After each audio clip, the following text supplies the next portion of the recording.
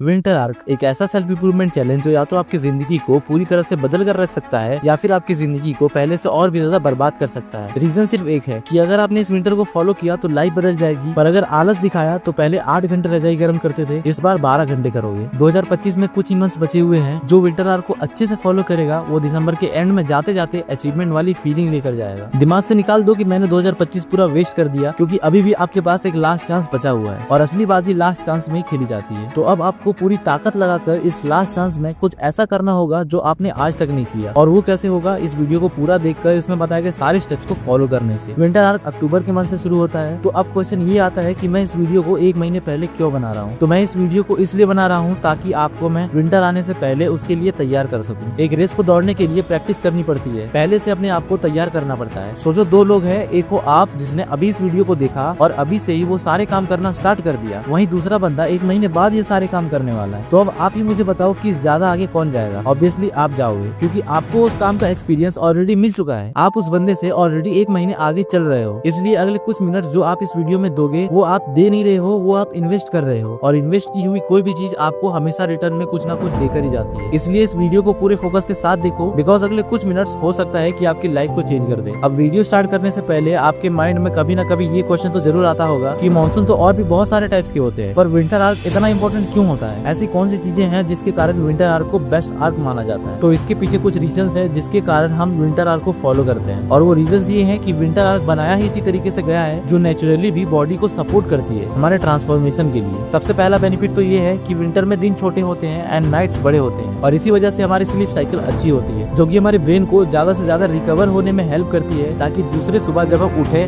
तो fully charge होकर अपने सारे काम को कंप्लीट कर सके। दूसरा बेनिफिट ये होता है कि इस टाइम पे टेम्परेचर ठंडा होता है एंड इसमें काम करना ईजी होता है, क्योंकि ठंड में आप 1 से 2 कपड़े पहनकर अपने काम को कर सकते हो। पर गर्मी में अगर आप अपने सारे कपड़े उतार भी दो तब भी आपको गर्मी लगती है और माइंड पूरा डिस्टर्ब हो जाता है, जिसके कारण काम करने में मजा ही नहीं आता और वो इंटेंस फोकस भी नहीं बन पाता। पर विंटर में ऐसा नहीं होता, यहाँ टेम्परेचर नॉर्मल होता है, जिसके कारण माइंड भी शांत एंड कूल रहता है एंड हमारा मन काम को पूरे इंटेंस फोकस के साथ कर पाता है। तो ये तो हो गई वो सारे बेनिफिट्स जो हमें विंटर सीजन में मिलती है, ताकि हम अपने आप को चेंज कर सकें। अब हमें ये समझना होगा कि इस विंटर आर्क चैलेंज में हमें कौन कौन सी चीजें करनी चाहिए। पर उससे पहले मैं एक बात क्लियर कर देता हूँ कि विंटर आर्क ये गारंटी नहीं करता कि आप लाइफ में सक्सेसफुल हो जाओगे, पर विंटर आर्क आपकी हेल्प जरूर करता है अपने आप को ट्रांसफॉर्म करने में। तो अगर आप इस चैलेंज को लेने के लिए तैयार हो तो आपको सबसे पहले ये जानना होगा कि इस चैलेंज में आपको करना क्या है। Number 1, disappear. मैंने अपने बहुत सारी वीडियोस में इस बात को कहा है कि गायब हो जाओ, डिसअपीयर हो जाओ, आइसोलेशन में चले जाओ, एक एलोन चैप्टर के साथ गुजरने की कोशिश करो, क्योंकि आप जिस सोसाइटी में रहते हो, जिस फ्रेंड सर्कल में रहते हो, वो ये बिल्कुल भी नहीं चाहते कि आप बदल जाओ, आप ट्रांसफॉर्म हो जाओ। वो चाहते हैं कि हम जिस तरीके से एक प्रोग्राम लाइफ जी रहे हैं आप भी उसी तरीके से बस जीते रहो, लाइफ के फ्लो में चलते रहो। इसलिए आपको डिसअपीयर होना पड़ेगा, सारे लोगों से कनेक्शन कट करना होगा, सिर्फ घर वालों से और इम्पोर्टेंट लोगों से कनेक्शन रखो। पर अगर काम ना हो तो अभी सबको इग्नोर करो, क्योंकि जब आप अकेले में रहते हो तो कोई दूसरा इंसान आपको परेशान नहीं करता और आप अपने काम को पूरे इंटेंस फोकस के साथ कर पाते हो। मतलब साफ है कि जब आप अपनी लाइफ में अकेले हो जाओगे, ना किसी दोस्त से बात करना, ना कोई पार्टी, ना कोई गेम्स, तब आपका दिमाग उस लेवल को अनलॉक कर लेगा जिसमें आपके अंदर सोचने की आपकी खुद की क्षमता बढ़ जाएगी। तब आपको ये समझ आएगा कि अभी तक जिस जिंदगी के अंदर मैं फंसा हुआ था वो तो बस इस दुनिया का एक फ्लो था जो टाइम के साथ एक इंसान को बहाते हुए ले जाती है, और अगर उस इंसान ने टाइम पर अपने आप को वहाँ से बाहर नहीं निकाला तो वो इन फ्यूचर बर्बाद हो जाता है। तो अब आप डिसअपीयर हो चुके हो, आपको डिस्टर्ब करने वाला कोई नहीं बचा। अब आपको हर दिन बस कंसिस्टेंसी के साथ इन चीजों को फॉलो करना है जो मैं अभी इस वीडियो में बताने वाला हूँ। बट मैं आपको ये बात पहले ही बता दूं कि ये वो रूटीन है जो मैं फॉलो करता हूँ एंड इसी की वजह से पिछले साल मैं अपने आप को बदलने में सक्सेसफुल रहा था, इसलिए मैं इसे आप सबके साथ शेयर कर रहा हूँ। Number 1, wake up early. सबसे पहले तो आपको दिन की शुरुआत सुबह सूरज के निकलने से पहले उठकर करनी है, क्योंकि इस टाइम पर टेम्परेचर बिल्कुल नॉर्मल होता है और आप एकदम फ्रेश फील करते हो।